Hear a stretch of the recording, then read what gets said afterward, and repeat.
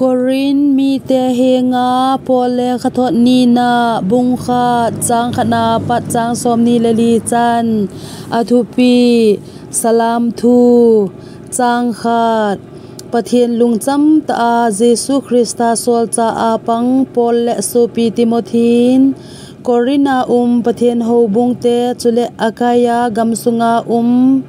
mi thiang te zo se henga chang ni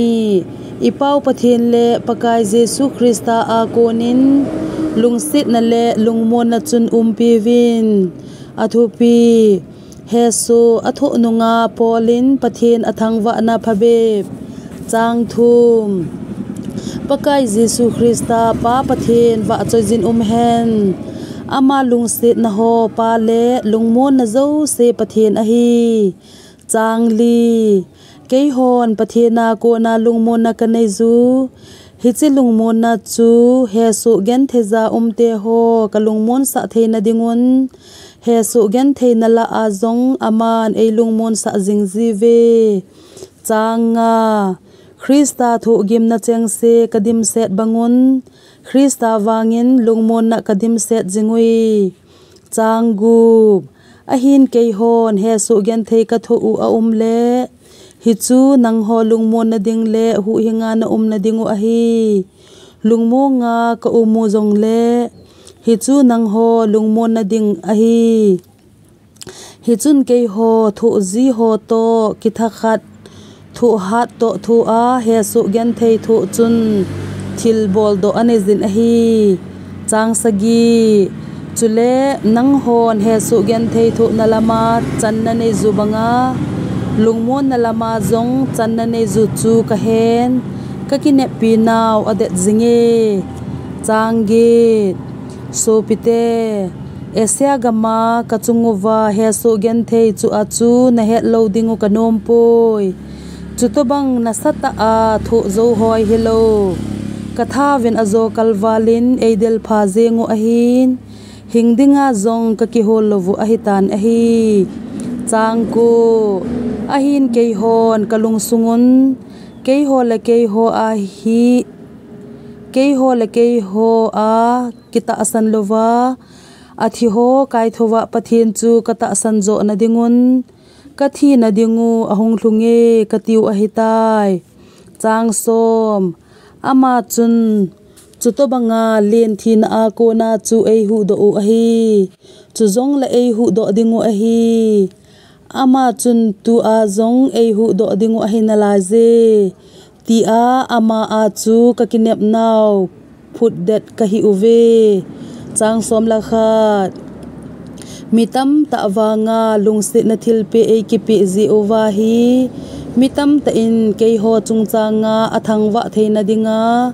nang ho zong na taw na wa ei ki thu pi a nahi ve athupi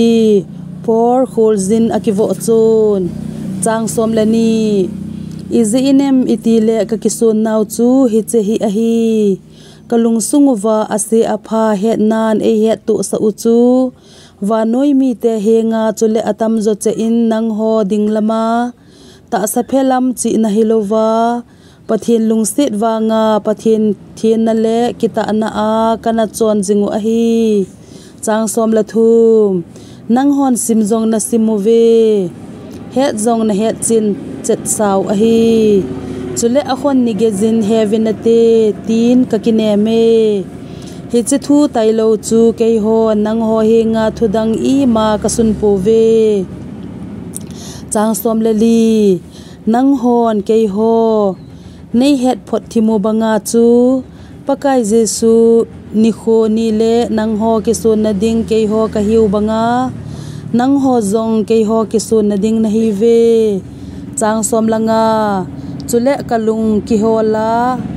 hola ani veina phat chum na na nei theina dinguwa nang ho henga hung masaleng kati a hi chang som lagu chule nang ho kom hin ho panglang nang ho akonin Macedonia che paijing Macedonia akonin nang ho henga hunging chule nang hon juda gamlama nei tha lew chun kati chang som la sagi hizi a chu chuti a lung kaput chu lung phelen kala ham ahi lo la kalungut chang se hi ta saphe dung zui za kahi la kahi lo la kahi lo ti a kahi chang som lage ahin la pathen ta san ta ahi nang ho ding lama ka thu u hi ahi lo le ahi lo ahi poi chang som la ko azi chu I ham itile na la ova ke hon ke mata le silvana sule timothin kalang sap leo pathin chapa jesu christa achun ahi chule ahi poi a poi ama achun ahi a bove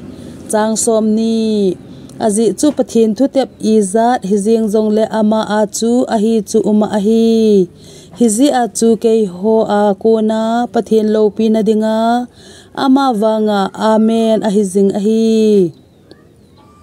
amen hizing ahi chang som ni la khat chule krista anang ho to ei phut do chule thau ei nu achu pathin ahi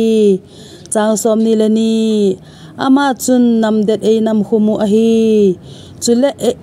ilung sunguwa khamga na a banga thagau thing akhum ahi chang som ni la thum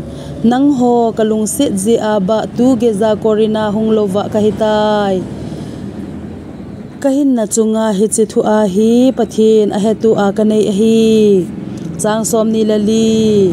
kei ho nang ho ta san na chunga vai pu a kahi pu ve nakipa nau chu hu zo a kahi bu vui izi inem itile nang ho ta san na ding dat na ve korin mi te henga pole khathot ni na bung khat chang khana pa chang som ni le li chan